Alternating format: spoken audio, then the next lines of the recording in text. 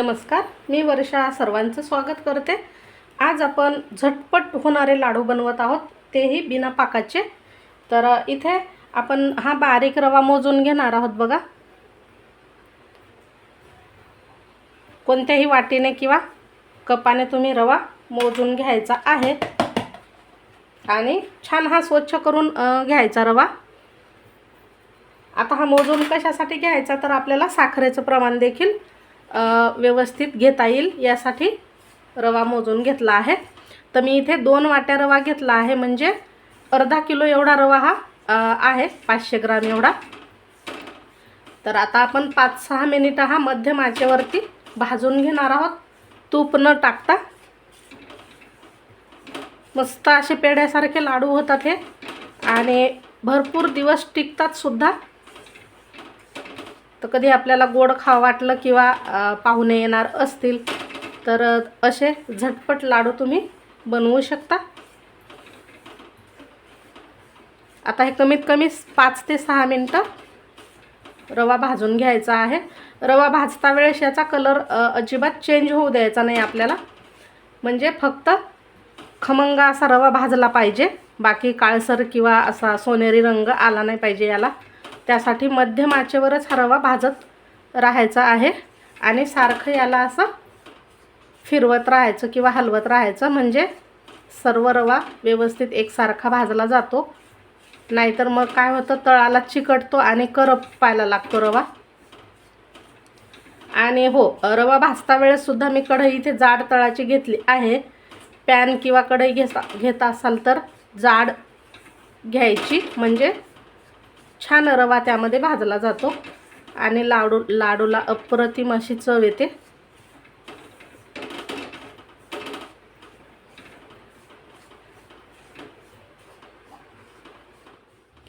आता 7 ते 8 मिनिटं झाली आहेत। रवा मी असा छान भाजून घेतलाय। बघा, खमंग याचा सुगंध येत आहे आणि कलर तुम्ही इथे पाहू शकता, अजिबात चेंज झाला नाहीये।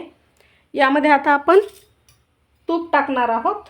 रवा थोडासा भाजून घेतल्याच्या नंतर तूप टाकायचं, साधारण अर्धी वाटी तूप टाकून घ्यायचं, एकदम नका टाकू।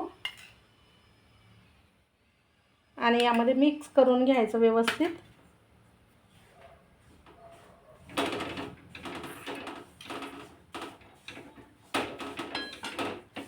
नंतर सुद्धा आपण राहिलेलं तूप टाकणार आहोत।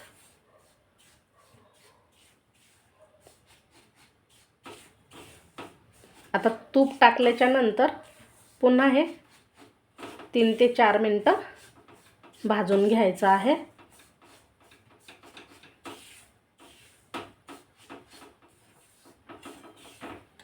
आता हा रवा छान भाजते तोवर आपण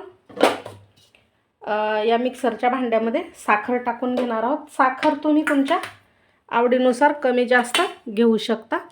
तर मी इथे 1 वाटी साखर घेतली आहे। 2 वाटी रव्यासाठी 1 वाटी साखर, त्यामध्ये 2 हिरवी वेलची टाकायची आहे आणि ह्याची छान अशी पिठी साखर बनवून घ्यायची आपल्याला। तर इथे मी छान अशी पिठी साखर तयार करून घेतली आहे बघा, आणि रवा सुद्धा मस्त भाजला आहे। आता आपल्याला गॅस बंद करून घ्यायचा आणि हा रवा थोडासा थंड करून घ्यायचा आहे। छान मस्त असा भाजून तयार झालाय।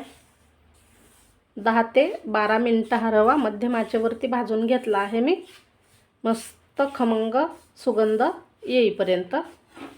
आता गॅस बंद करून घेते आणि रवा तुम्ही ताटामध्ये किंवा प्लेटमध्ये काढूनही थंड करू शकता, किंवा अशा याच कढईमध्ये थोडासा थंड करायचा आहे, फार थंड करायचा नाही।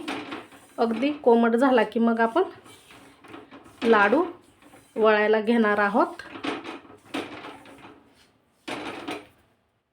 आता ही पिठी साखर एका प्लेटमध्ये अशी काढून घेते आणि याच मिक्सरच्या जारमध्ये आपल्याला हा रवा जो आहे तो फिरवून घ्यायचा आहे। तर अगदी थोडासा कोमट करून घेतला आहे आपण हा रवा, आणि नंतर मिक्सरच्या जारमध्ये टाकून थोडासा फिरवून घ्यायचा, फार बारीक करायचा नाही आहे.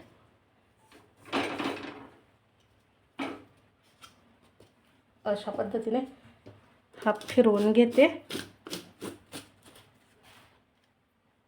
आता हा रवा आपण बारीक करून घेतला आहे, अगदी फार बारीक नाही, थोडासा फिरवून घ्यायचा फक्त मिक्सरच्या जारमध्ये. आता यामध्ये टाकायचं आहे वाटलेली पिठी साखर.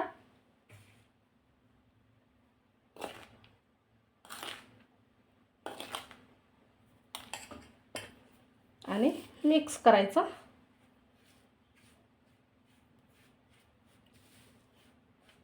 यात तुम्ही काजू बदामचे तुकडे देखील टाकू शकता. तुपावरती थोडेसे परतून टाकायचे आहेत. आता इथे साखरेचं प्रमाण मी सांगितल्याप्रमाणे, कोणाला गोड आवडतं कोणाला कमी गोड आवडतं त्यानुसार घ्यायचं आहे. आता हे रव्याचे लाडू कसं जरा गोडसरच छान लागतात आणि फार दिवस टिकतात, त्यामुळे आपल्या आवडीनुसार टाकायची पिठी साखर. हे छान मिक्स करून घेते.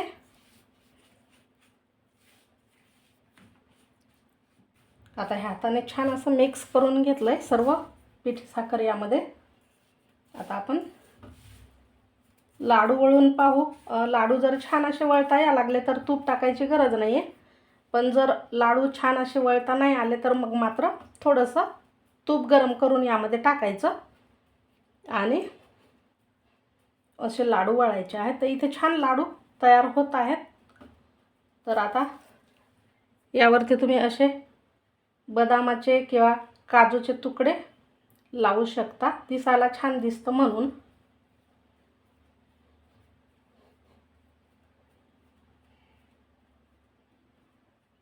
मनुकेही लावू शकता बघा. तर असे छान लाडू आपण तयार करून घेणार आहोत संपूर्ण. तुम्हाला हव्या त्या आकाराचे म्हणजे लहान मोठे लाडू याचे वळायचे आहेत.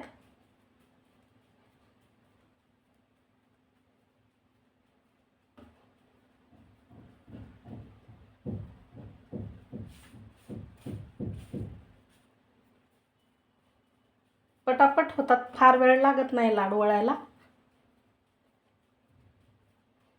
आणि खायला तर तोंडात टाकताच विरघळतात, असे हे पेढ्यासारखे लाडू तयार होतात.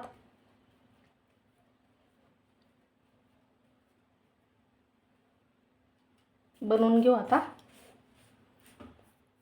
तर आपले हे रव्याचे लाडू तयार झाले आहेत. मस्त असे पांढरे शुभ्र दिसत आहेत आणि चवीला तेवढेच भन्नाट लागणार आहेत. नक्कीच करून पहा, कसे झाले मला कमेंट करून सांगा. व्हिडिओ आवडला तर लाईक करा, शेअर करा.